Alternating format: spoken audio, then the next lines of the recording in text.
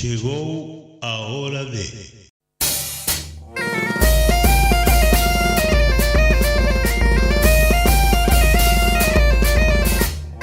ABC, órgano de difusión de la Asociación Benéfica y Cultural del Partido de Corcubión.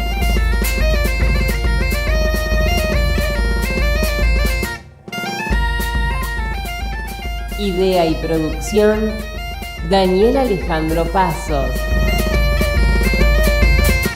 Producción general, ABC del Partido de Corcubión, Buenos Aires, Argentina.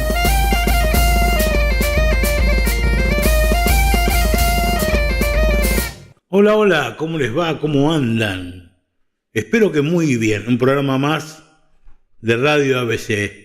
Programa 229. Y ustedes saben que venimos esta semana que pasó festejando a Noite de San Juan, la Noche de San Juan, una de las festividades ancestrales que tiene Galicia, si se quiere, dentro de todo. Es una festividad la cual se hace muchísimos, pero muchísimos años, a tal punto de que yo comentaba en parte de la nota que hicimos, y ya le voy a decir con quién, que cuando yo era chico, en la esquina de mi casa, antiguamente, para estas fechas, siempre hacíamos las famosas fogatas de San Pedro y San Juan, que vienen de acá, vienen de este festejo, que se festeja en la mayoría de los países, pero precisamente en Galicia tiene un significado muy grande. Para que se den cuenta de la situación, de lo que es el festejo de la Noite de San Juan, vamos a hablar nada más y nada menos.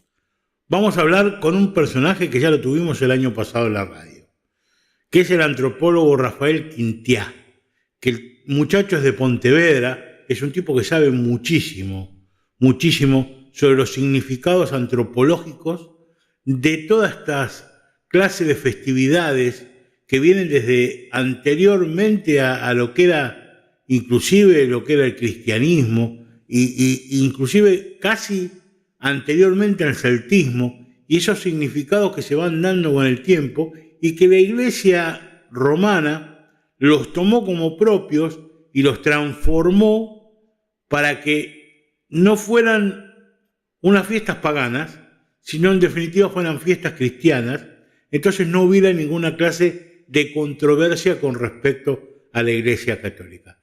Pero, a ver, qué mejor que hablarlo que con Quintiás, que es un antropólogo extremadamente famoso en Galicia y muy conocido, y que nos va a contar verdaderamente la historia sobre a Noite de San Juan.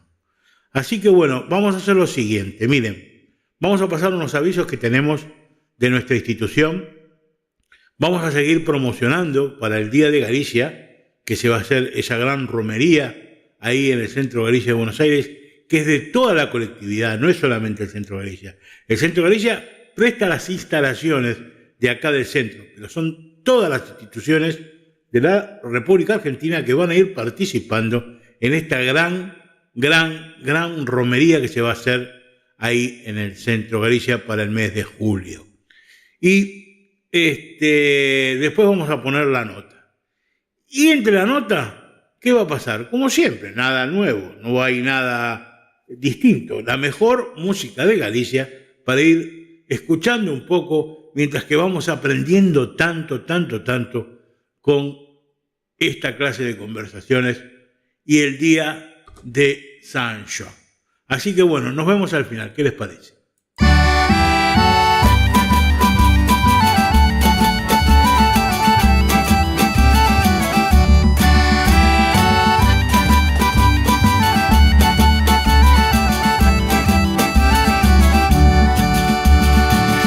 Rubén ha casado cura, Rubén ha casado cura. Pensé que estaba a dormir, pensé que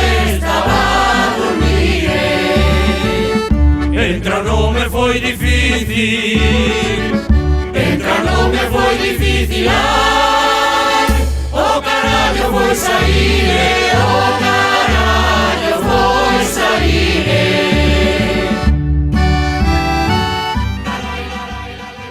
¿Sabés una cosa? El 6 de julio festejamos el mes de Galicia en el Corcubión. Te esperamos para que vengas a festejar con nosotros el mes de Galicia en nuestra sede de Vicente López en Juan Carlos Cruz 1871. Así que te esperamos para comer los mejores callos a la gallega, postres, bebida queimada y anima la nueva Calipso. El 6 de julio festejamos el mes de Galicia a todo trapo en el ABC del partido de Corcubión. No faltes, Mirá que va a ser un fiestón. Vamos, te esperamos ahí. Para reservas de lunes a sábados, de 10 a 20 horas, al 155 618 7713. Repito, 155 618 7713. Acordate, 6 de julio, desde las 13 horas, a festejar el mes de Galicia en el ABC del partido de Corcubión, en nuestra sede de Juan Carlos Cruz 1871, Vicente López. No faltes, Mira que voy a estar vigilando a ver si venís o no. Dale, un beso. Para robarnos cuartelillo, para robarnos cuartelillo, ay, vestime de panadeiro, vestime de panadeiro. Cargaronme no lombo, cargaronme no lombo, ay, leña para o forno enteiro, leña para o forno enteiro. La la la la la la la la la la la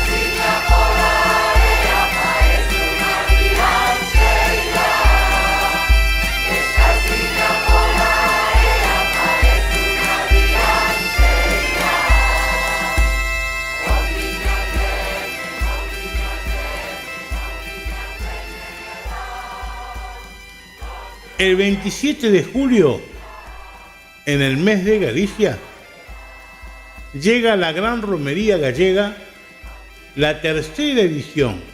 Cultura, música, danza, gastronomía, todo lo que tenga que ver con toda la colectividad gallega en Buenos Aires, festejando el Día de Galicia en esta gran romería que hace toda la colectividad gallega en el Centro Galicia, en su sede de Bartolomé Mitre 2552. Los esperamos a todos desde las 12 del mediodía a las 18 horas. La Gran Romería Gallega del 2025, organizada por toda la colectividad gallega de la República Argentina. Los esperamos, no falten. Acuérdense, 27 de julio de 12 a 18 horas en la sede del Centro Galicia del Centro, que está en Bartolomé Mitre 2552, Capital Federal. Los esperamos. Produce la Comunidad Gallega de la República Argentina y auspicia y apoya la Junta de Galicia.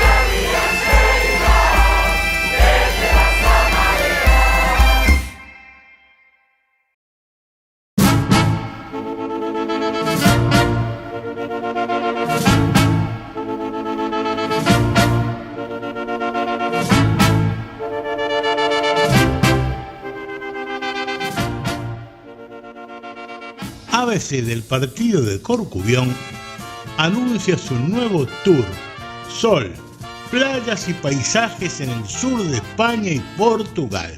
15 noches recorriendo, escucha bien, la costa del sur desde Madrid hasta Benidorm y de ahí hasta el Algarve portugués y Costa de Lisboa, recorriendo cada lugar y disfrutando la naturaleza y cultura, con hoteles, excursiones, en régimen todo de media pensión. No te lo podés perder. Salimos por Iberia el 8 de septiembre. Si querés tener más detalles, llama al 115-249-3775 y preguntá por el señor Juan Carlos. Repito, 115-249-3775 y preguntás por el señor Juan Carlos. Este es el Tour 2025 del ABC del partido de Corcubión por el sur de España y Portugal. 15 noches. Acuérdense, recorriendo las costas del sur, desde Madrid hasta Benidorm y de ahí hasta el Algarve portugués y las costas de Lisboa, recorriendo cada lugar y disfrutando la naturaleza y su cultura, con hoteles, excursiones en régimen de media pensión. No se olviden, Tour ABC 2025. Los esperamos.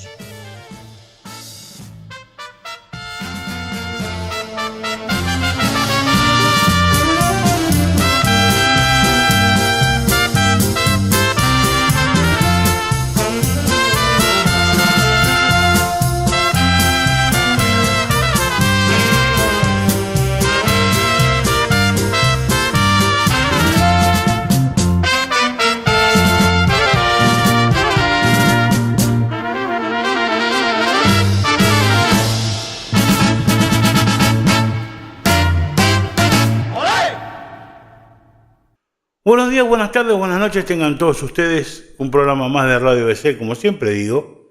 Y hoy la verdad que estoy muy contento porque voy a hablar con una persona que yo ya le hice un programa el año pasado y hablamos sobre toda esta parte, si se quiere, mitológica o un poco así oscura que tiene Galicia con respecto a las brujas, la Santa Compañía y demás. Es un antropólogo maravilloso, él es de la provincia de Pontevedra, Rafael Quintiá, y es profesor de la universidad a distancia. Él va a decir específicamente, pero ante todo lo vamos a saludar. Hola Rafael, ¿cómo te va? ¿Cómo andas? Hola, ¿qué tal? Nada, encantado de estar otra vez con vosotros. Uh-huh. ¿Cómo era la universidad en la cual estás dando clases? Porque seguramente hay mucha gente que estaría interesada por ahí en tomar ciertos cursos contigo o ciertas cosas? Porque la verdad que Sí, sí. es un tipo que sabes mucho. Pues mira, te digo, yo aparte de antropólogo, soy profesor tutor de la UNED, que es la Universidad Nacional de Educación a Distancia, una universidad española que tiene alumnado en todo el mundo, con sedes en diferentes lugares de España y de Europa.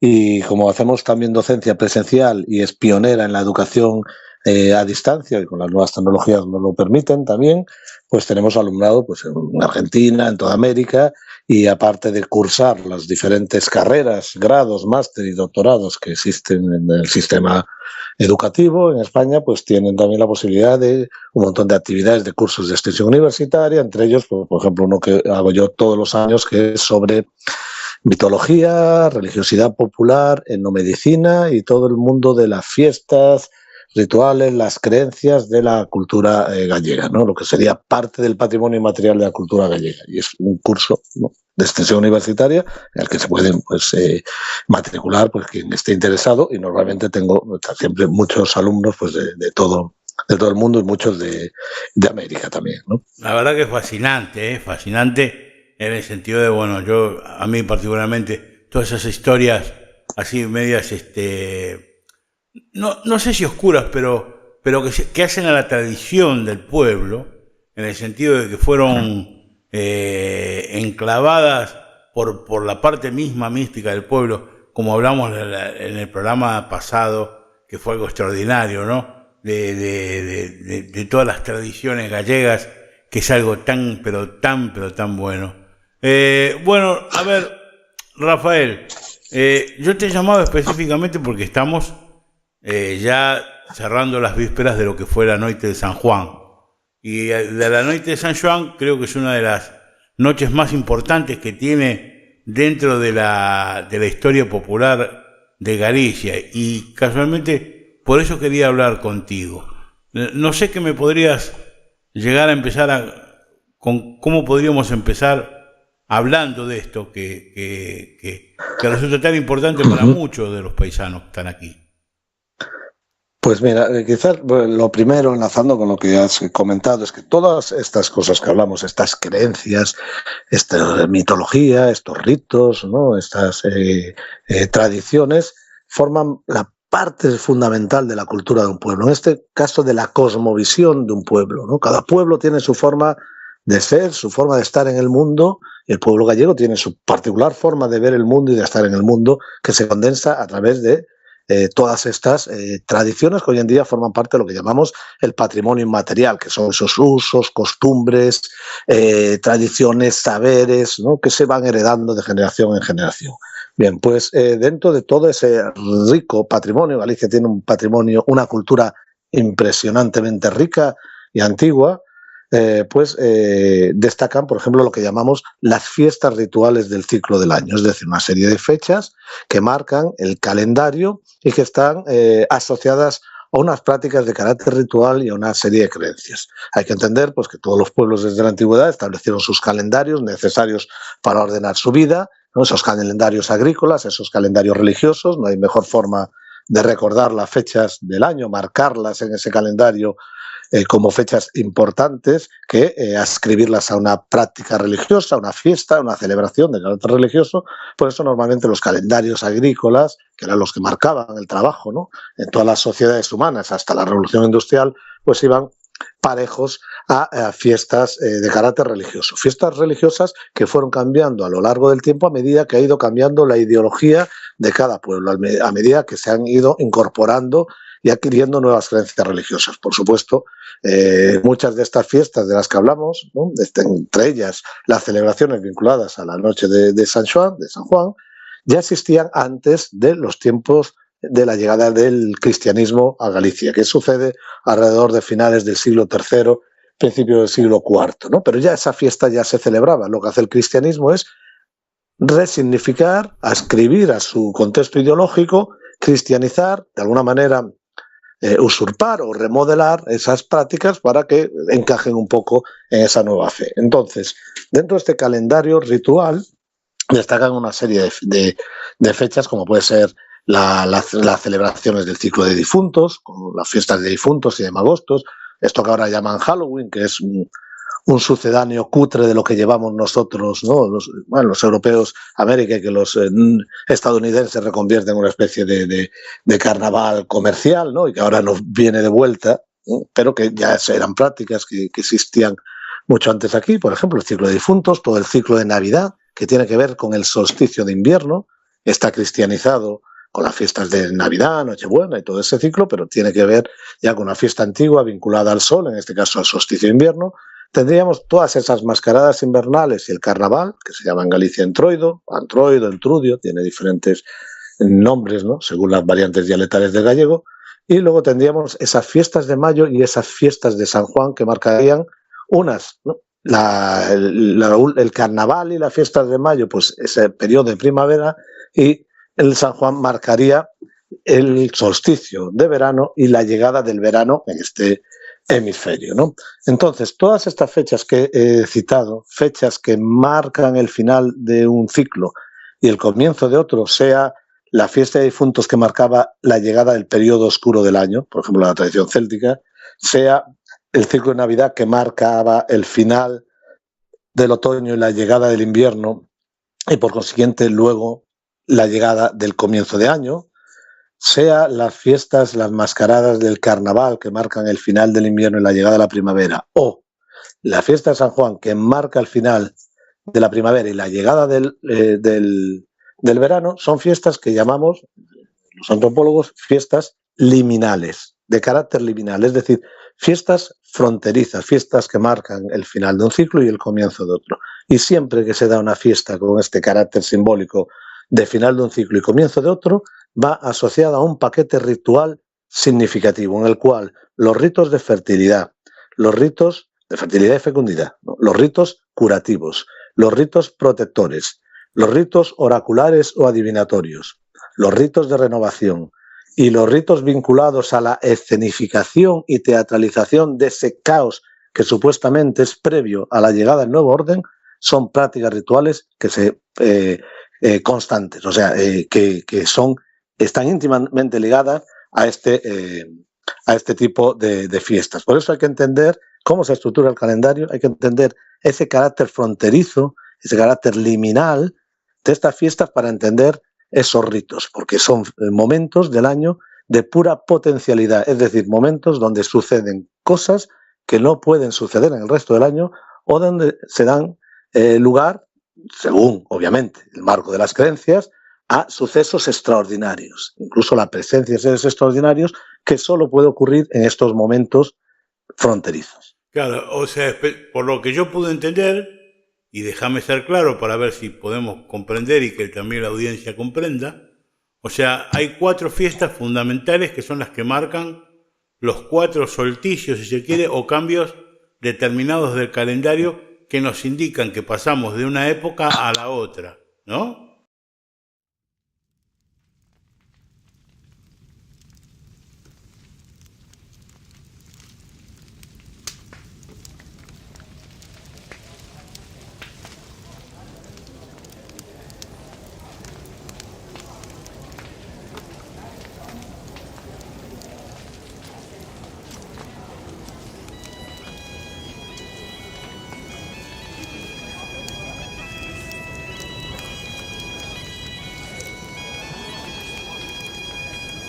Conta unha antiga lenda que un gran incendio deixou o pobo destruído a modo de castigo. No mes de San Xoán as mozas poñían nas súas portas ramas de codeso, con poderes para escorrentar, ao parecer, maleficios e meigallos. E cando o galo anunciaba co seu canto o mencer do novo día, os homes do lugar apañaban leña no monte para facer as chamadas lumieiras ou cacharelas propias desta noite de San Xoán. Logo, cando no ceo asomaban os cornos da lúa, organizaban a festa do lume, a que ían todos, mozos e mozas, ataviados con traxe de festa.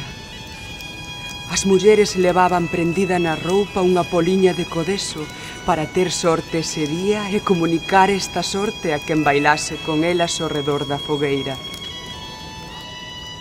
E así, bailando sen desmaiar, ían apagando o lume cos pés, evitando con moito tento de non se queimaren.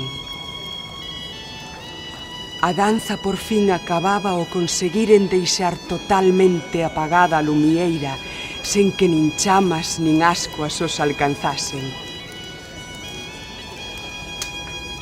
Pero o máis abraiante, inda que sexa unha terra de meigas porque habelas hainas, é que só quedaron en pé as mulleres que polo poder do codeso lograran triunfar sobre o lume. Os homes, agradecidos e moi admirados ante tan grande poder, foron caendo axeonllados ante as súas donas.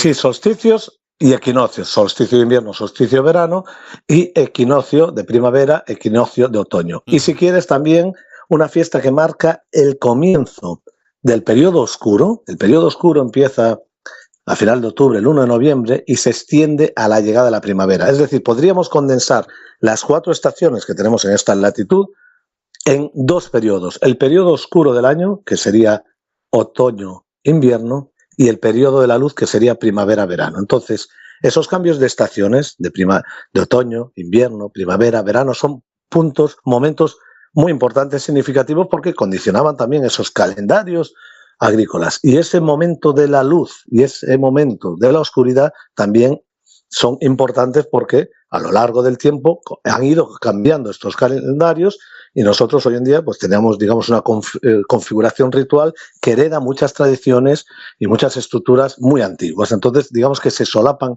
esas 2 categorías, los cambios de estaciones y ese periodo oscuro y ese periodo de luz. Que después, bueno, Calixto III los tomó como para hacer un calendario o lo que sea y lo acomodó, pero eso es cosa ya de la Iglesia Católica, que no tiene absolutamente nada que ver con lo que es la relación sincera de estos solsticios que estaban hechos por la misma gente, porque ellos se dieron cuenta que trabajando de esa manera sabían qué cosechar, cómo cosechar, cuándo levantar, cuándo sembrar, o sea, específicamente viene por eso, ¿no? Viene de la observación del ciclo natural. Tú observabas que los astros tienen unos movimientos que son cíclicos, ¿no? Y observabas que el Sol, pues de repente, en determinado momento del año, pues iba más bajo, en otro más alto, iba perdiendo intensidad, los días eran más cortos. Es como si el Sol fuese poco a poco muriendo, ¿no? Cada día los días más cortos, menos luz, menos intensidad, la naturaleza se muere, no hay floración, no hay cosechas, ¿no? Estamos en ese otoño, ¿no? Ese otoño que es el preámbulo del invierno hasta que llega a ese 21, 22 de diciembre en el que el sol llega a su mínimo, ¿no? El sol llega a su mínimo, los días son los más cortos del año, hace más frío, no hay trabajo agrícola, la gente estaba recluida en casa, ¿no? Es la muerte de la naturaleza y también la muerte social porque había menos momentos para la socialización, ¿no? Y para estar fuera de casa porque no hay trabajos colectivos, no había celebraciones, bueno, eso se sustituía con otras prácticas. Entonces llegábamos a ese mínimo solar, ese es el solsticio de invierno. A partir del 21, 22 de diciembre, el sol poco a poco empieza a recobrar fuerza, a crecer. Entonces esa observación del sol, ¿no? Esos movimientos del sol servían como marcadores para establecer un calendario vinculado a las tareas agrícolas y pesqueras también, ¿no? Y de ganadería, ¿no? El momento en el que el ganado tiene que ir ya libre a los pastos de montaña, el momento en el que hay que estabularlo porque viene el frío. Entonces, a partir de ahí, el sol empezaba poco a poco a crecer, ¿no? A recobrar esa fuerza. El sol había vencido a su muerte. Por eso los romanos a esta fiesta le llamaban el sol invicto, el sol que había vencido. Y por eso el cristianismo decide situar el nacimiento de Cristo el 24 de diciembre para cristianizar esas fiestas romanas que también se celebraban en otros contextos culturales, germánicos, célticos y demás, que estaban vinculadas al sol, el sol como divinidad, el sol la fuente de vida, de luz, de calor, de regeneración, ¿no? Entonces sitúan el nacimiento de Jesucristo ahí, porque Jesús es la luz que ilumina el mundo, es el sol que viene a iluminar el mundo. Entonces se hace ese símil y se sitúa ahí, ¿no? Porque sabemos que históricamente Jesús no nació en diciembre, ¿no? Nació posiblemente en marzo, en la primavera. Pero bueno, ese es otro tema. Pero entonces, más allá de eso, regía también otro calendario que era totalmente distinto. O sea que hoy en día es casi impredecible saber qué día nació verdaderamente Jesucristo. Tendríamos que remontarnos a un estudio anterior suponiendo que son datos históricos, digamos, el Evangelio, como se dice, que vinieron los pastores a adorarlo, por lo tanto los pastores estaban pastoreando, estaban con el ganado fuera, por lo tanto no puede ser invierno, porque si no se morían de frío, con la nieve, tenía que ser ya la primavera, que es el momento en el que ya los pastores vuelven a salir con su ganado. Pero bueno, el sol, lo que decíamos, sirve como marcador, ¿no? Entonces, ese ciclo solar va creciendo hasta que llega al 21, ¿no? 22 de junio, que es el máximo del sol. Es el día más largo, la noche más corta. Aquí en Galicia, donde estoy yo, la noche del 24, del 23 al 24, a las 11 menos cuarto de la noche aún es de día. Imaginaros lo que dura el día. Desde las 7 de la mañana hasta las 11 de la noche es día, ¿no? Claro, en Galicia. O sea, el día es más largo, la noche. Claro, lo que pasa es que ustedes están en la parte norte del globo y nosotros vivimos en la parte sur del globo, no tiene absolutamente nada que ver. Igual, entonces, igual, aunque tú no lo creas, hay días larguísimos, casi interminables, en la zona de Ushuaia o más abajo, en el sur argentino, donde termina la Argentina, y estamos ahí ahí nomás del estrecho de Bering, del estrecho de Magallanes y demás. Claro, eso ya está en el sur, es como en el norte de Europa, ¿no? Que hay un periodo de noches muy largas, otro de días muy... Pero aquí digamos que los días van creciendo, pero no es lo que sucede en el norte de todo o en el sur del planeta, ¿no? Sí, es algo intermedio. Pero digamos que el Sol llega a su máximo, está más alto, es un momento también importante. A partir de ahí empiezan todas, es el máximo de las labores agrarias, los campos ya florecieron, ya empiezan las cosechas. Es un momento de alegría, de celebración de vida, ¿no? Y eso está marcado con ese máximo del ciclo solar. Por eso era una fiesta antigua muy importante, el solsticio de verano, ¿no? Porque el verano aquí, obviamente, coincide en junio, en vuestras latitudes coincide cuando nosotros es el invierno.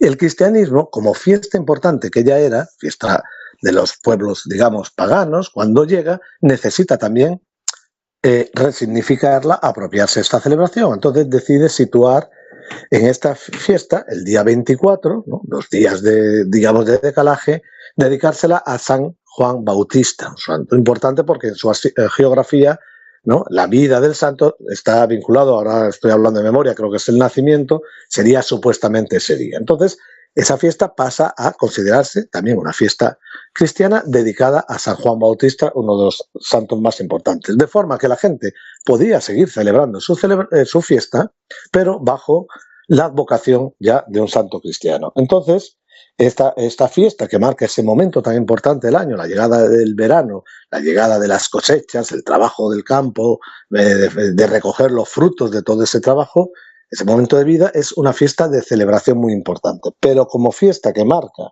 ese final del periodo oscuro, de la primavera, y esta llegada del verano, es una fiesta en la que es posible que sucedan cosas que no suceden el resto del año. Es como si se abriesen de una forma simbólica las puertas, ¿no? Se descorren los velos que separan el mundo natural del mundo sobrenatural, igual que sucede en otros momentos del año. Por eso se considera una noche en la que las brujas se reúnen, las meigas, las brujas, realizan sus aquelarres, sus conventículos en la noche de San Juan, se juntan en determinadas fuentes para decidir las plagas que van a echar durante el año, se lavan, se despiojan, hacen sus celebraciones. También es la noche en la que aparecen los encantos, donde aparecen las mouras, este ser maravilloso, mítico de la tradición gallega, esa antigua deidad que pervive en el folclore, que aparece pues en los manantiales, en las rocas con grabados rupestres, en los dólmenes, peinando sus cabellos dorados, con sus tesoros. Es la noche en la que se escuchan las campanas de las ciudades sumergidas bajo las aguas, de los mitos de las ciudades sumergidas. Bueno, es una noche extraordinaria y, por lo tanto, es una noche propicia para todo lo que se sale de lo normal, ¿no? Porque además es la noche en la que se suceden este tipo de presencias sobrenaturales. De igual manera que en la noche de difuntos vienen tus difuntos a visitarte, y en el ciclo de Navidad también están presentes los difuntos, e incluso el día 31, San Silvestre, dice el dicho gallego San Silvestre meigas fora, también es una noche propicia para la presencia de brujas, de duendes, ¿no? Porque estamos también en esas fechas fronterizas. Entonces se van repitiendo, ¿no? Digamos, estos significados a lo largo del calendario siempre que se da una fecha con este carácter simbólico. Con respecto a las mouras, hay algo que me fascina y que eso tiene que ver, debe ser seguramente con esa cultura céltica que tenemos nosotros metidas en el cuerpo, que la traemos de descendencia, porque los ingleses tienen, o los escoceses o irlandeses, ingleses también, por supuesto, en todo lo que es la Gran Bretaña, ellos tienen la Dama del Lago, que es igual que la moura. Sí, tienen las feiries, o sea, la mitología irlandesa, sobre todo escocesa, galesa, la mitología céltica es muy similar a la mitología gallega, ¿no? Compartimos, bueno, un cierto contexto cultural similar y entonces es muy parecida. Contamos seres míticos muy homogéneos, ¿no? Pues, por ejemplo, no solo la Moura, que son sus fairies, sus damas del lago, sino también determinados seres marinos, o, por ejemplo, la abella, ¿no? La vieja de nuestro folclore, que es una variante de la Moura, la que hace el arco iris o arco de abella, y que en la tradición céltica, por ejemplo, es la cailleach, ¿no? La bella, le llaman la vieja también, ¿no? Bueno, pues sí, tenemos muchos mitos similares, igual que muchas tradiciones y muchas prácticas rituales que son similares precisamente por ese contexto cultural similar en el pasado y también por esos contactos culturales desde la más remota prehistoria, ¿no? No olvidemos, por ejemplo, que según la mitología irlandesa, los irlandeses descienden de Galicia. No, por supuesto. Eso es lo que ellos entonces de mitos, ¿no? Sí, claro, de los descendientes de Bran. Sí. Desde La Coruña. Y el hijo de Brogan cruzó, ¿no? Llegó a la isla Esmeralda, la isla de Irlanda, allí fue asesinado por los Tuatha de Danann, que era el pueblo que habitaba en Irlanda por aquel entonces, y entonces sus descendientes, los hijos de Mil, decidieron volver, ¿no? Descendientes, ¿no? Nietos de Breogan, decidieron con una expedición con barcos volver a Irlanda, digamos, a vengar la muerte de su familiar Id, y allí derrotan a los Tuatha de Danann y se convierten en el último pueblo, ¿no? Colonizador de Irlanda, lo que los irlandeses llaman los celtas goidélicos, y todas las élites, los chieftains, los jefes de los clanes irlandeses, se consideraban descendientes de estos milesianos, ¿no? Que habían venido desde Brigantia, desde Galicia, navegando para conquistar la isla. Brigantia, inclusive todavía siempre me apasiona la historia de que supuestamente en ese último viaje donde conquistan iba Merlín arriba de ese barco, porque dicen que Merlín era el druida gallego que iba con ellos.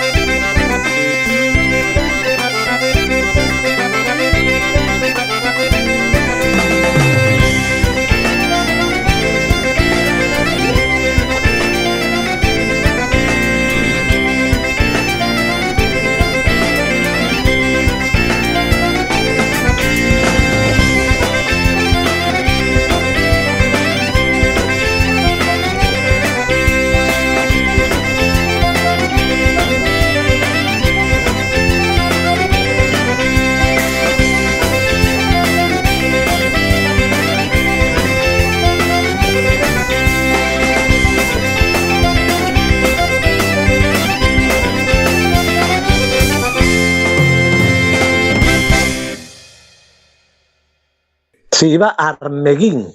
El nombre correcto, ¿no? Digamos, que luego a veces se puede confundir también con Merlín, porque todo el ciclo, la materia artúrica, toda esa mitología ya más medieval, ¿no?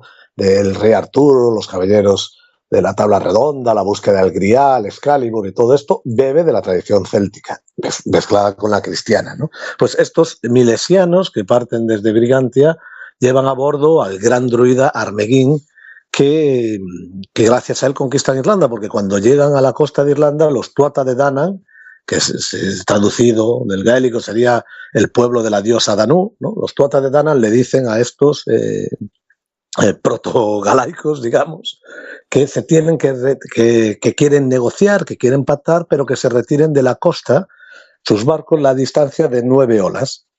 Entonces los milesianos retiran los barcos la distancia de 9 olas y los brujos de los Tuatha de Danann montan una gran tormenta para hundir la flota, pero no sabían que embarcado con los milesianos iba el gran druida Armeguín, que hace un conjuro a través del cual deshace esa tormenta y entonces pueden desembarcar los barcos y atacar a los Tuatha de Danann y derrotarlos. Sí. Pero bueno, esa es otra historia maravillosa de la mitología irlandesa, condensada en un libro que se llama el del Levo Gabal Éireann, o sea, el libro de las invasiones de Irlanda, en el que se cuenta toda esa tradición oral transmitida de generación en generación, esa tradición mitológica, y que los monjes cristianos entre el siglo X, XI, XII recogieron en este libro, mezclando esas tradiciones mitológicas irlandesas también con textos bíblicos y con otros relatos. Bueno, pero volvamos a Noite de San Juan, que verdaderamente nos estábamos yendo un poco por las nubes de Úbeda, pero la verdad que me encanta hablar de estas cosas, me pone loco y empiezo y salgo y me voy para un lado y me voy para el otro, pero porque me encantan, me apasionan. Pero volvamos a la Noite de San Juan. Específicamente, ¿qué es lo que se hace tradicionalmente en la Noite de San Juan? Vale, pues primero, como fiesta es un momento de celebración. Eso quiere decir que es una fiesta colectiva, celebración colectiva, y todas estas fiestas pues sirven para tejer los vínculos de la comunidad, para reforzar, para socializar, con lo cual lo tradicional en Galicia es que en cada barrio, por ejemplo, en las ciudades, como era, ¿no? Ahora hay más limitaciones porque no hay tanto espacio, hay que ir a las playas, pero lo tradicional en cada barrio, en cada pueblo, en cada aldea, ¿no? En cada lugar, como se dice aquí, se juntan los vecinos, hacen una gran hoguera que van montando los días previos. Yo recuerdo de chaval, pues nos tirábamos casi un mes recogiendo leña para hacer esa hoguera, ¿no? O 20 días, esa gran hoguera, porque había también esa competencia de ver quién tenía la hoguera más grande. Entonces se monta esa hoguera y el día 23 de junio a las 12 de la noche se le prende fuego a la hoguera. Mientras tanto, ¿no? Antes de prenderle fuego, pues los vecinos se juntan allí alrededor, comen. Lo tradicional es las sardinas asadas con pan de maíz, lo que se llama broa, ¿no? En gallego el pan de maíz se llama broa, que es una palabra de origen céltico, broa. Y en otros lugares, pues bueno, más del interior, pues hacen churrasco, hacen los asados típicos de carne, vino y la diversión, pues música, gaitas. Es un momento de diversión y de comer, lo que llamamos los ritos de comensalidad, todos juntos, ¿no? Y luego se prende la hoguera. A partir de ahí viene, digamos, una serie de prácticas rituales. Una de ellas es cuando el fuego ya está un poquito más bajo, hacer el rito de saltar por encima de la hoguera de San Xoán, ¿no? Dice la tradición, salto o lume de San Xoán para que no me morda ni cobra ni can. Es decir, saltamos para que no me... Eso de que no me muerda ni cobra ni perro es una metáfora para estar protegido todo el año de cualquier mal. Entonces hay que saltar un número impar de veces. 3, 7, 9, siempre los ritos son de forma impar. Se salta el fuego. Al día siguiente era tradición, ya cuando la hoguera está apagada, sobre las cenizas de la hoguera hacer pasar al ganado. La gente que tenía ganado en casa pasaba al ganado por encima de las cenizas para que estuviese protegido. Incluso las cenizas de la hoguera de San Juan se consideran protectoras de los campos, se pueden echar en los campos, en los sembrados para proteger. Entonces ese es un rito esconjurador y protector del mal. Pero la noche antes, es decir, el 23, antes de que se ponga el sol, esa tarde, la tradición consiste en ir a recoger una serie de plantas, de flores, ¿no? Digamos que hay 3 elementos fundamentales en la ritualística de la noche de San Juan. 1, el fuego. 2, el agua. y 3 el mundo vegetal. Entonces, se recogen lo que llamamos as herbas o herbiñas de San Xoán, ¿no? Para hacer un ramo profilático que se llama cacho de San Xoán, que luego ese conjunto de hierbas, ¿no?, que se recogen, se dejan en agua toda la noche para que le dé la acción de la luna y para que le dé el rocío, y por la mañana con esa agua curativa nos lavamos porque es buena para el cutis, para la belleza, para protegernos y para mantenernos sanos. Entonces, hay que recoger esas hierbas.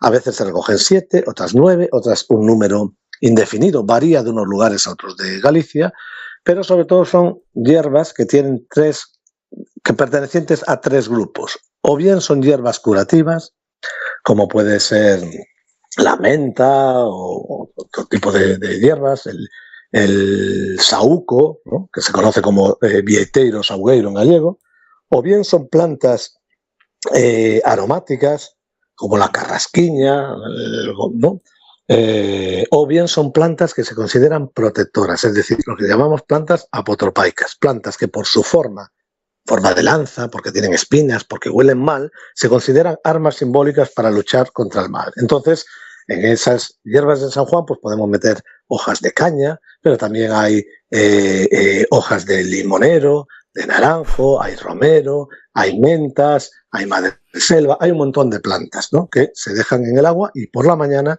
nos lavamos, ¿no? Eso es una tradición muy arraigada hasta tal punto que hoy en día incluso en los mercados ya se venden las hierbas para que tú te puedas hacer tu agua en casa. Al día siguiente esas hierbas no se tiran, se guarda ese ramo seco porque se puede esparcir por las huertas, por las fincas para proteger, se puede quemar en determinados momentos del año como elemento protector, se puede quemar al año siguiente la hoguera o incluso se puede usar para ritos curativos de temas de la piel, ¿no?, de la epidermis. Entonces, tenemos un rito vinculado a las plantas, curativo, regenerativo, tenemos el rito del fuego, tenemos esa agua curativa, pero por la mañana también existe el rito vinculado al agua de ir a beber a 7 fuentes o recoger lo que se llama la flor del agua, a flor da auga.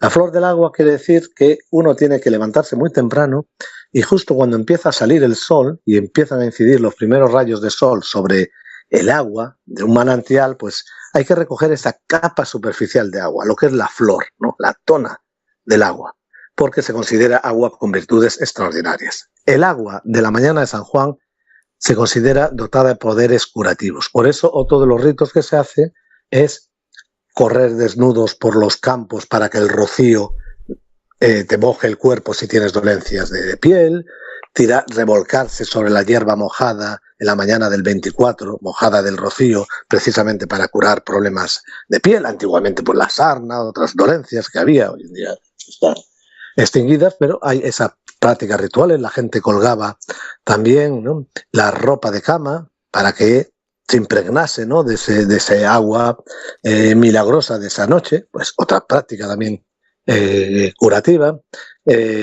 Por supuesto, como es una noche mágica, donde ocurren cosas extraordinarias y donde también pululan libremente pues, las brujas, hay que tomar medidas protectoras. Ya no solo saltar por encima del fuego, sino proteger la vivienda. Así que en muchos lugares de Galicia, en la noche de San Juan, se, digamos, decoran, no es decorar, es proteger puertas y ventanas y los muros y las entradas y los garajes y las cuadras, todos los accesos a la vivienda con determinadas plantas que se consideran plantas protectoras contra el mal y la acción de las brujas, el maligno y demás. Plantas como por ejemplo el helecho macho, como las espadañas, como el hinojo, como la digitalia purpúrea o como el saúco. Son las plantas que se colocan en puertas y ventanas para protegerse en esa noche donde pueden suceder cosas extraordinarias. Ahí tenemos otra práctica ritual interesante. Sabugueiro, ¿no?, en gallego. El sabugueiro, que es una planta medicinal y una planta que se considera protectora contra el mal, por eso se pone en las puertas. El sabugueiro es una planta extraordinaria, se utilizaba para hacer gaitas, flautas, incluso se hace un champán de sabugueiro que está muy rico. Sí. No, lo que me acuerdo es una tontería solamente, ¿no? Por el libro de Harry Potter, ¿no?, donde la varita más importante era la varita de Sauco. Claro, claro, Harry Potter porque beben de la tradición, porque el sauco, el otro nombre que tiene en gallego es vieiteiro, es decir, el árbol bendito. Vieito es bendito, benito, ¿no?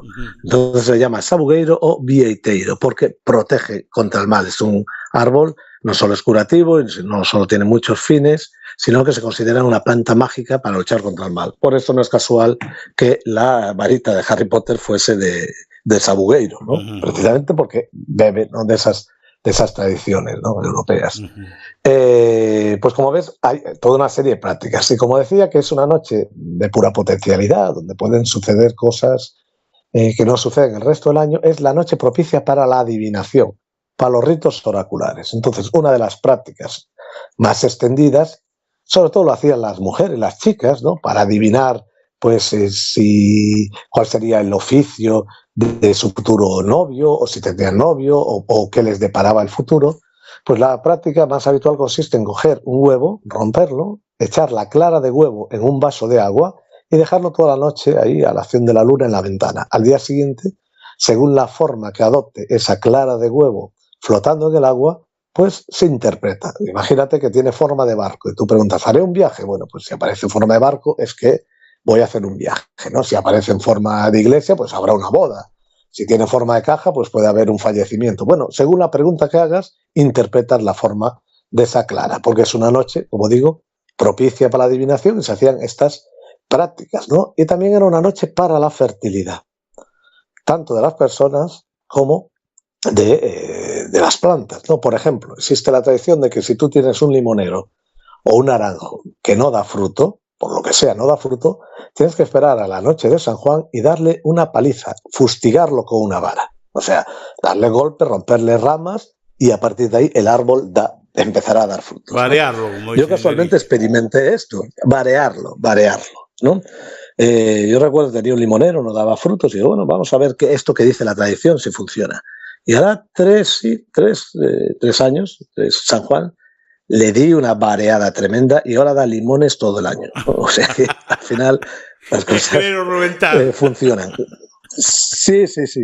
Bueno, tienen una explicación también física, eso relativa a la circulación de la savia y demás, pero el caso es que hay que hacerlo en esta noche o si no, en la noche de Nochebuena, también noche vinculada al sol, en este caso al solsticio de invierno.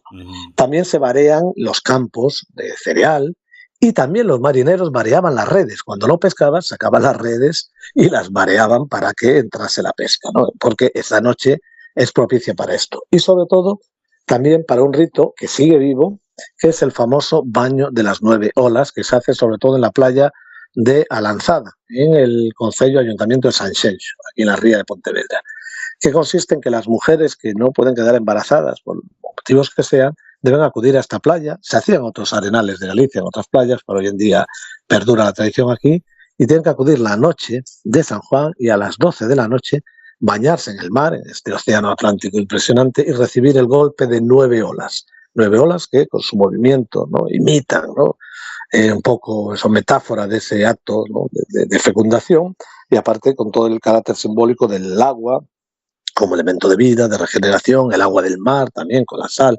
Es conjuradora, entonces la mujer se mete hasta la cintura y recibe en su vientre ese golpe de 9 olas de mar y con eso se cree que queda embarazada, porque es, como digo, una noche también propicia para fertilidad.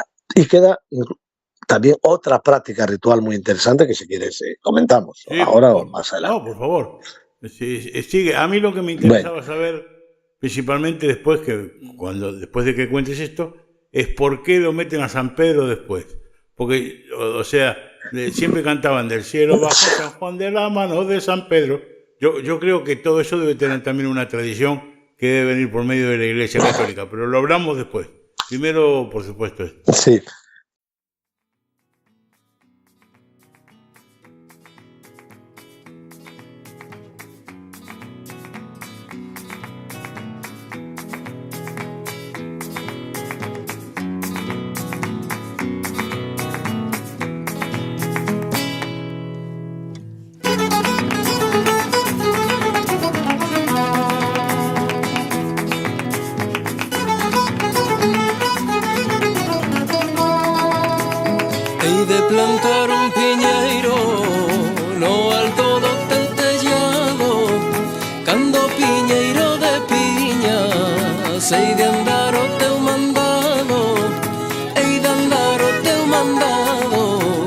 ay a la la, ay a la la la la la la la la la la la la la la la la, ay a la la la la.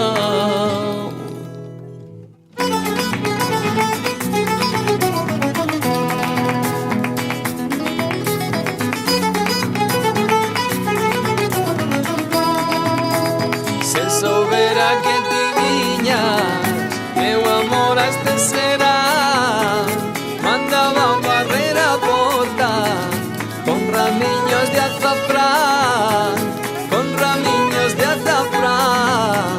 Ay la la la, ay la la la la la la la la la, ay la la la la la la la, ay la la la la la.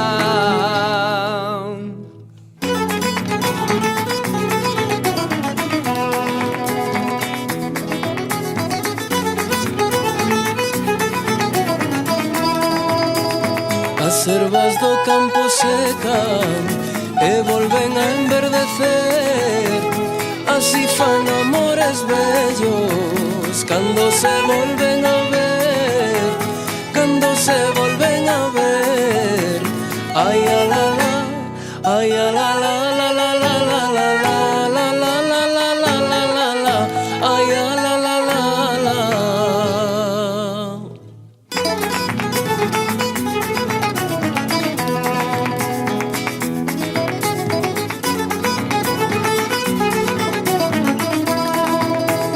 Vou a dar a despedida, despedida vou a dar a despedida. Agora vou acabar, agora vou acabar. Ai la la la, ai la la la la la la la la la, ai la la la la la la la, ai la la la la la.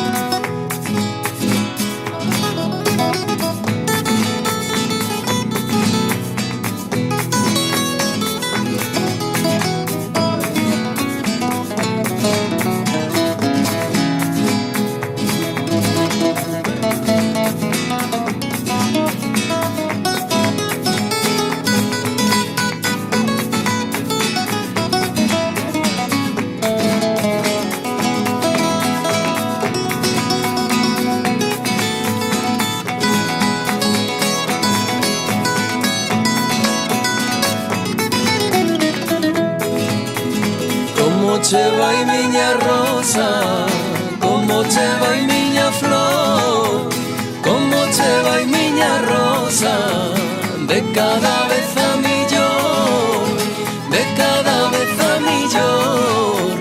Ay a la la, ay a la la la la la la la la la la la la la la la, ay a la la la la.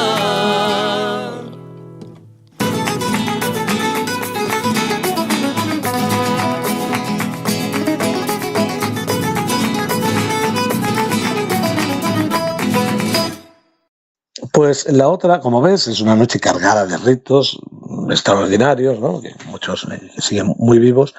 Y quizás el rito, digamos, más complejo o más difícil de entender, ¿no? Que luego se fue perdiendo precisamente porque cuando hacemos las cosas sin saber el porqué, pues a veces acaban derivando, ¿no? Y estas prácticas rituales a veces acabaron, esta que me voy a explicar, derivando en cierto gamberrismo o pérdida del sentido inicial, ¿no? Como decíamos, noche de final de un ciclo, comienzo de otro, y siempre que hay el final de un ciclo y el comienzo de otro hay, digamos, un caos, ¿no? Un caos previo a la nueva orden, ¿no? Siempre después de la tormenta viene la calma. Entonces, a nivel cultural, muchos pueblos vinculados a este tipo de fiestas, lo que se hace es una escenificación, una teatralización de ese supuesto caos simbólico que debe imperar para que luego vuelva el orden nuevo y todo siga su curso. Entonces, ¿qué hacían los jóvenes? ¿O qué hacíamos los jóvenes? Y aún se hace en algunos lugares, yo de joven lo hacía, ¿no? En la noche de San Juan, amparados en la oscuridad, pues se iba recorriendo pues, el pueblo, la aldea, robando, digamos, entre comillas, no es robar, es quitando las cancillas, los portales de los vecinos, los aperos de labranza, un remolque, un carro, y llevándolos a otro lado. O sea, generando el caos en la aldea, el desorden, ¿no? Quitabas de aquí un carro, lo llevabas al atrio de la iglesia, cogías un portal, se lo ponías a otro vecino, a un vecino pues a lo mejor le quitaban una oveja y la ataban a la campana de la iglesia y toda la noche la campana sonaba porque había una oveja atada, o el burro, o, bueno, este tipo de cosas, ¿no? O se atrancaban los caminos. Era una forma simbólica de escenificar ese caos para que al día siguiente el orden volviese. Es una teatralización del caos.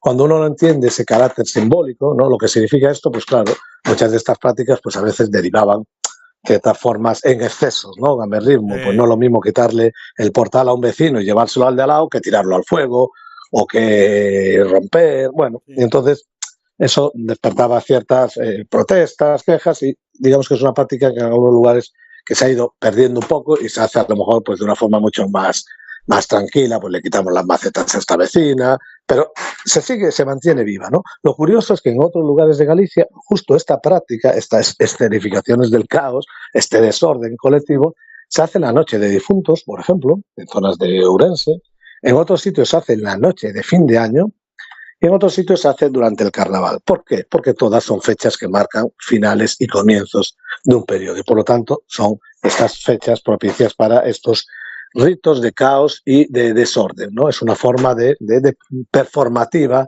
de escenificar ese carácter simbólico de esta noche. Me parece algo extraordinario. Pero más allá de eso, o sea, lo que también tenemos que saber que, a ver, este gamberrismo muchas veces, conociendo el pueblo gallego como es, seguramente terminaba en muerte, o si no terminaba en muerte o algo parecido, porque bueno, más de 4 no se aguantaban que le quemaran una cancela o lo que claro, sea. bueno, ya cuando empezaban ya pues quemar una cancela, pues al final pues había protestas, lo que era habitual, ¿no?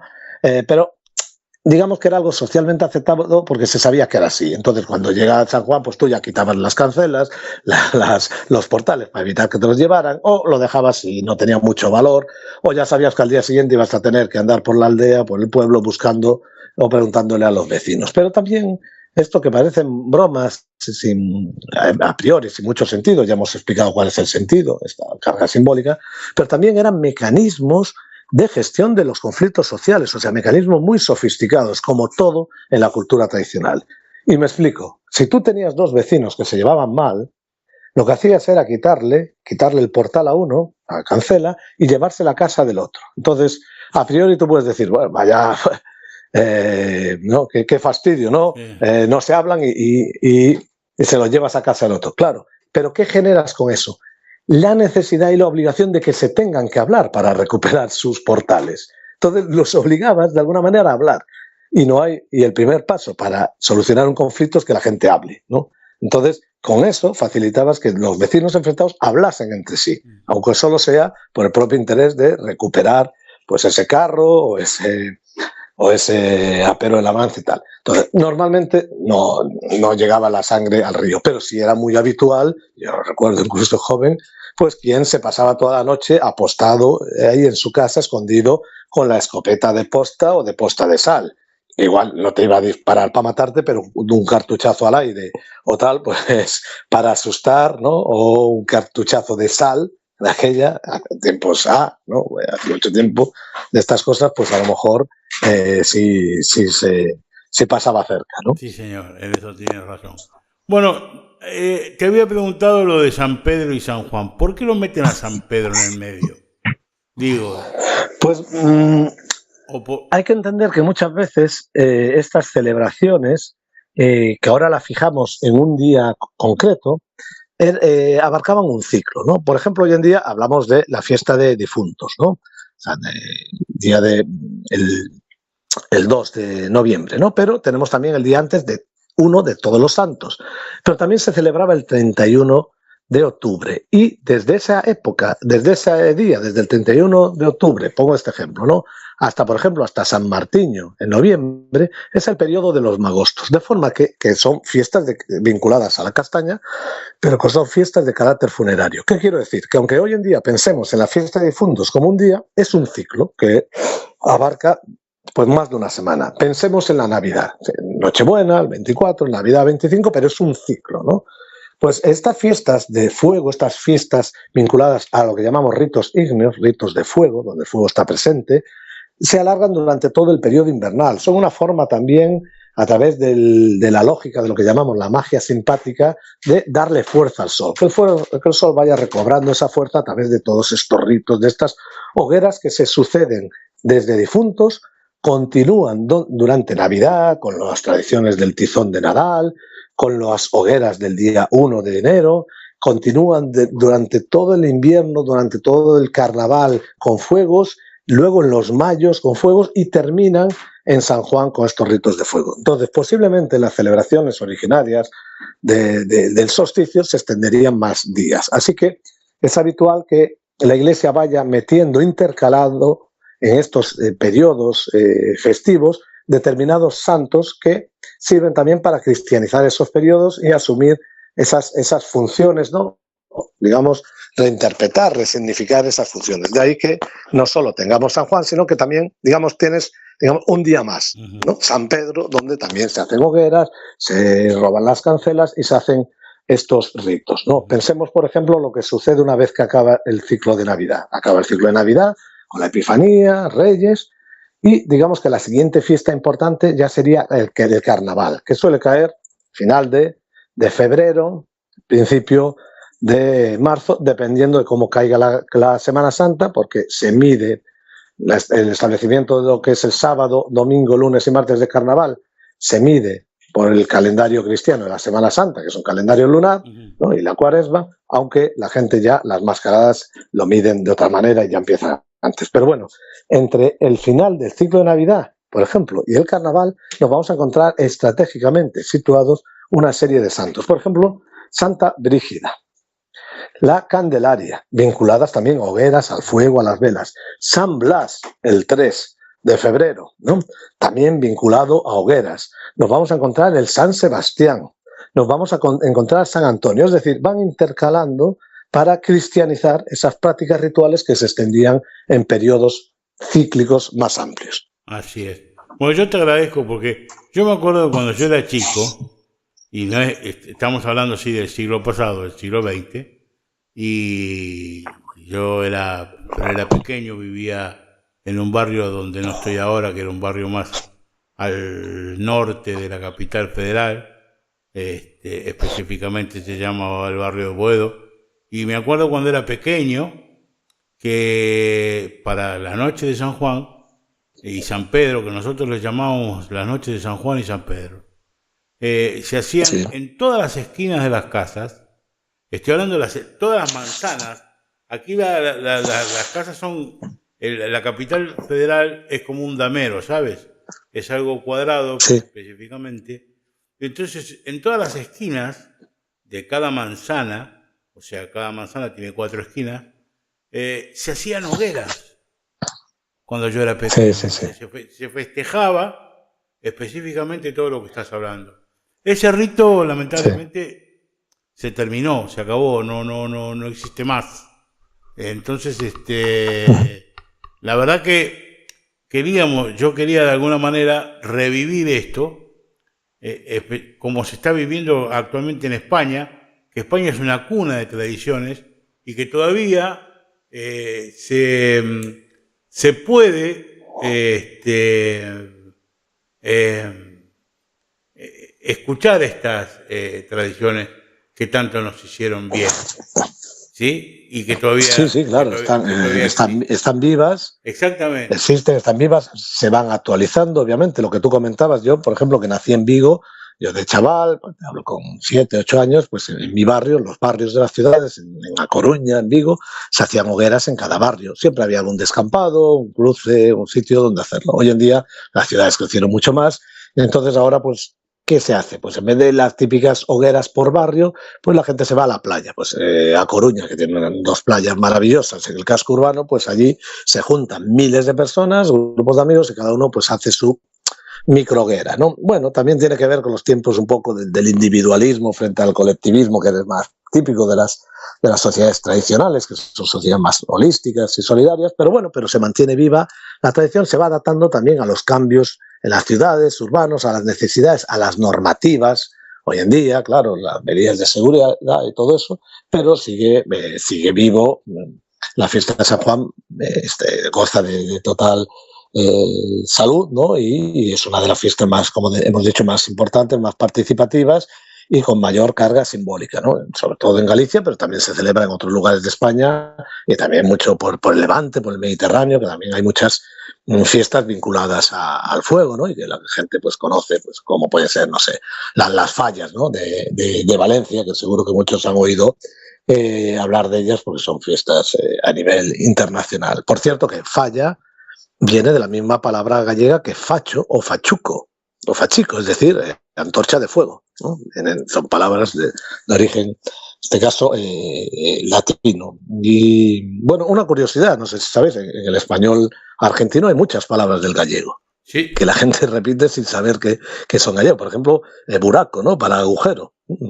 Yo a veces cuando veo series en la televisión, ¿no? Argentinas, digo, pero eso que ha dicho es gallego, esa palabra es gallega. Bueno, claro, por el peso, ¿no? de la migración gallega ha dejado su impronta en el propio español argentino. Sí, inclusive en el lunfardo, que era el idioma de los presos, usaban palabras como gallola, que cuando caían presos, para ellos la gallola era la cárcel. Entonces, ¿dónde estaba? Claro, es jaula en gallego, gallola es jaula. Sí, hay una serie, no recuerdo ahora cómo se llama, una serie muy buena argentina que vi en Netflix sobre carcelaria, y decía muchas palabras que eran, y me imagino que es esa jerga, ¿no? Que tú dices jerga más marginal. El marginal, la serie es marginal. Muy bueno. Se llama marginal. Muy buena. Sí.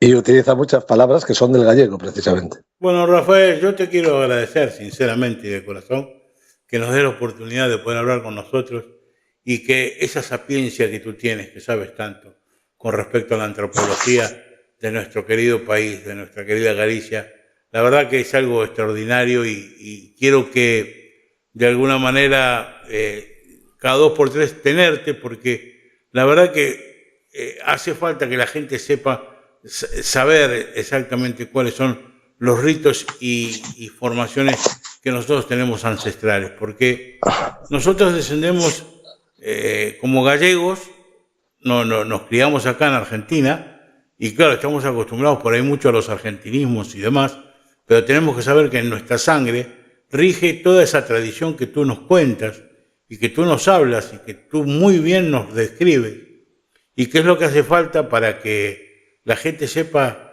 cuál es su descendencia, cómo está formado, quién es, sinceramente, ¿no? Por supuesto, ¿no? En estos tiempos, sobre todo tan globales, intercomunicados, yo creo que es más necesario que nunca saber de dónde uno viene para saber quién es y poder saber a dónde quiere ir, ¿no? O sea, mirar hacia adentro y reconocer su identidad. Y frente a esta visión de estas sociedades actuales, ¿no?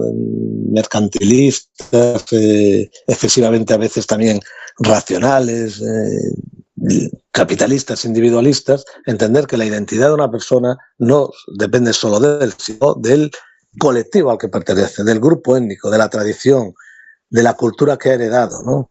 Así se definía antes un gallego. Tú cuando te preguntabas quién eres, decías soy fulanito de tal, hijo, o te referías a tu madre, a tu abuela, pues de la señora Lola del lugar de tal. Es decir, yo pertenezco a un grupo, a un clan, a una colectividad y soy de un lugar.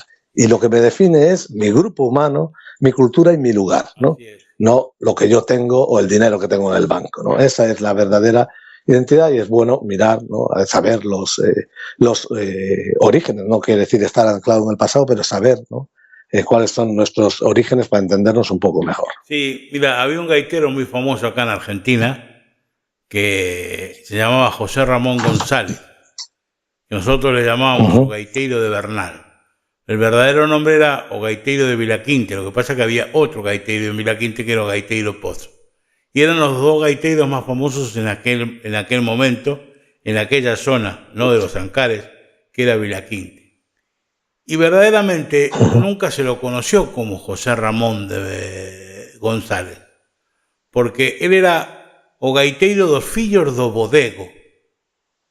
Y es lo que dices tú, precisamente, ¿no? Que uno se identificaba de esa manera, ¿no? Casualmente mi bisabuelo era olevita. ¿Por qué? Porque usaba una levita para trabajar en las carreteras que le habían regalado una levita vieja. Entonces... El apodo. Exactamente. Y por eso se identifica toda la familia. Exactamente. Y cuando tú vas allá y preguntas, ya a esta altura ya no lo conoce nadie porque pasó muchísimo tiempo, pero cuando mi abuelo viajaba y preguntaba, no sé, por ejemplo, yo soy Manuel Pasos, y ellos preguntaban, ¿y quién es Manuel Pasos? No, yo soy un fillo de Olevita. Ah, entonces sí, claro. Olevita que vivía en la casa. Claro. O sea, es increíble esto, lo que tú cuentas, y sigues dándonos identidad, Rafael, y te agradezco todo. Mira, una curiosidad final, ¿no? Por si alguien algún día visita Lugo y tiene tiempo para ver el Museo Arqueológico de Lugo, el Museo Provincial Arqueológico de Lugo, muy interesante, va a encontrar un ara, ¿no? Digamos una piedra inscrita y grabada de hace 2000 años, o sea, de una galaica, de hace 2000 años, galaica de época bajo dominio romano, porque el epígrafe, la inscripción ya está en latín, ¿no? Y ella, que le dedica un ara, ¿no? Un monumento a su padre, se define así, dice: yo, Apana es su nombre, hija de Ambolo, ¿no? Hija de Ambolo, su padre, céltica supertamárica, es decir, del grupo de los celtas que vivían, ¿no? Por encima del río Tambre, del castro de tal, dedico este monumento a mi padre. Es decir, ella se define, primero dice su nombre, hija de quién es el padre, de qué grupo étnico y de qué castro, es decir, de qué aldea es. O sea, 2000 años después seguimos definiéndonos igual, y eso a mí me parece maravilloso. Es una maravilla. Lo que acabas de contar es algo extraordinario, Rafael, y yo te agradezco de todo corazón. Y no te quiero hacer perder más tiempo, que ya sé que es tarde allí en Galicia y mañana te tienes que levantar muy temprano para seguir trabajando. Y te agradezco de todo corazón que nos des la oportunidad de conversar contigo, y ya haremos seguramente un tercer programa alguna vez. Y Nada, cuando quieras. Y muchísimas gracias, Rafael. Sin problema. Y como siempre digo, en nombre del ABC del Partido de Corcubión, te damos 1000 gracias por estar aquí conversando con nosotros. Hasta la próxima. Pues nada, hasta la próxima, un abrazo para todos los hermanos y hermanas de América. Muchas gracias.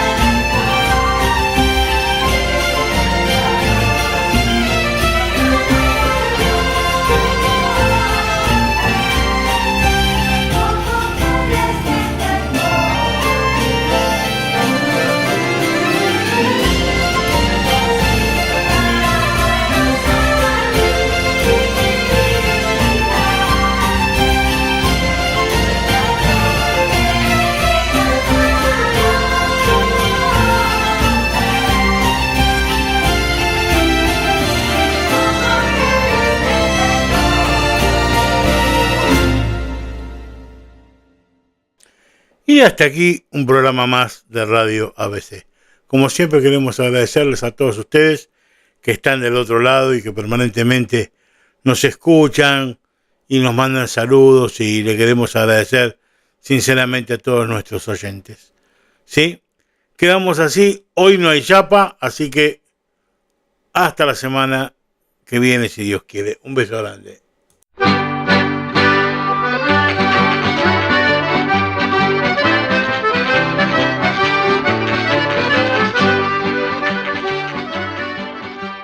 ABC, órgano de difusión de la Asociación Benéfica y Cultural del Partido de Corcubión.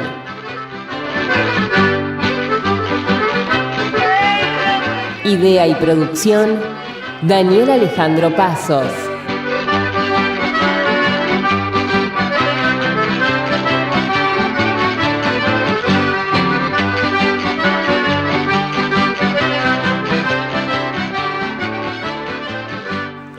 Producción general, ABC del Partido de Corcubión.